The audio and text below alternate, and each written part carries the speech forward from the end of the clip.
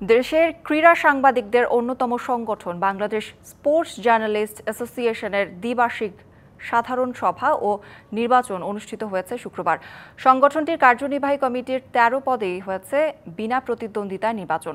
সভাপতি নির্বাচিত হয়েছেন আরিফুর রহমান বাবু, সাধারণ সম্পাদক নির্বাচিত হয়েছেন SM সুমন, কমিটির সহসভাপতি রায়হান আল মুগনি, বর্ষণ কবির ও আরিফুল ইসলাম রনি। যুগ্ম সম্পাদক নির্বাচিত হয়েছেন আরাফাত জুবায়ের, অর্থ সম্পাদক মিনহাজ উদ্দিন খান। ৬ নির্বাহী সদস্য হলেন মাজহার উদ্দিন অমি, জ্যোতির্ময় মণ্ডল, রবিউল ইসলাম, ইয়াসিন হাসান, আতিফ আজম ও মাজহারুল ইসলাম মিথুন। আগামী ২ বছর এদের নেতৃত্বে চলবে BSJ এর কর্মকাণ্ড।